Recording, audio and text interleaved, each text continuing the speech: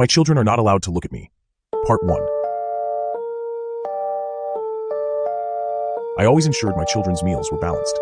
For breakfast, I placed 3 bowls of cereal onto a tray. Then I added 3 glasses. Kovin, my youngest at 9, liked chocolate milk. I filled his glass to the top, adding whipped cream.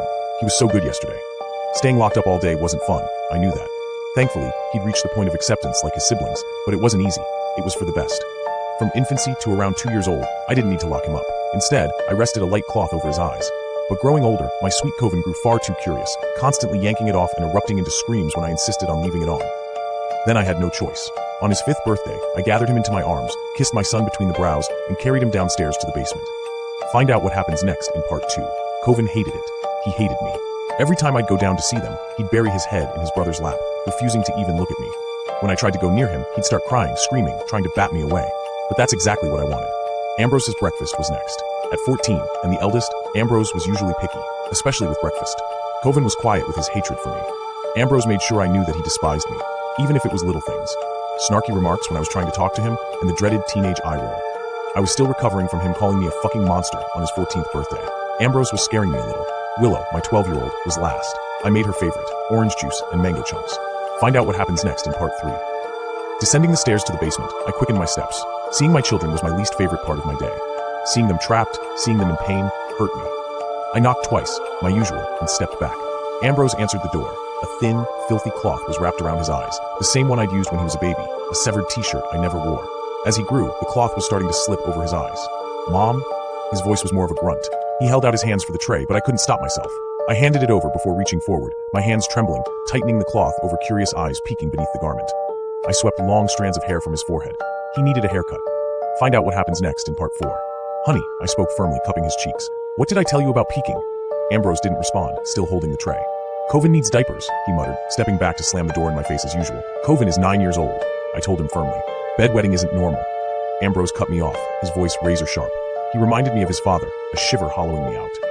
Bedwetting is completely normal for a kid who spends all day locked in a room. His tone was far more mature than I realized. You might not know this, Mom, since you pretend we don't exist, but I still wake up peeing the bed and have to clean up my sheets and tell the others it's normal, so not to embarrass them. He made sure to emphasize the latter word before snatching the tray and slamming the door in my face. Find out what happens next in part 5. I held my breath for a moment, squeezing my eyes shut. I love you, sweetheart, I managed to squeak as usual. No response. There never was. Dragging myself back up stone steps, I settled myself in the living room, made myself a coffee, and got to work.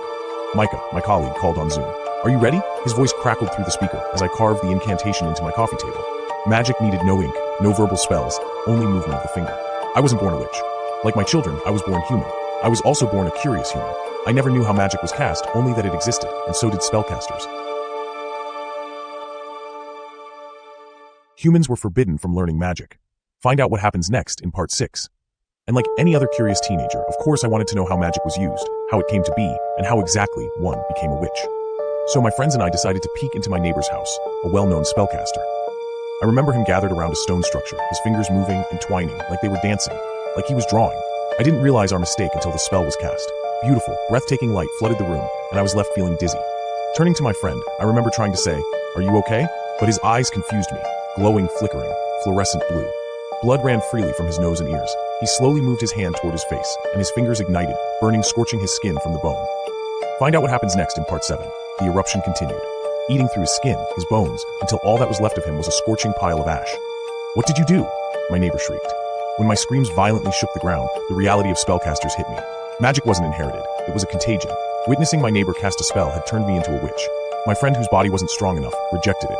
Magic appointed its users and destroyed those unworthy. I didn't see myself as a witch. I was a host. Faye? Mika's voice snapped me out of it, purple light already engulfing the room as my spell began to take shape. Mika coughed loudly. "Faye, is that a kid behind you?"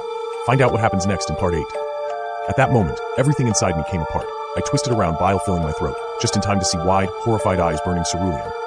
Ambrose, follow for more horror stories.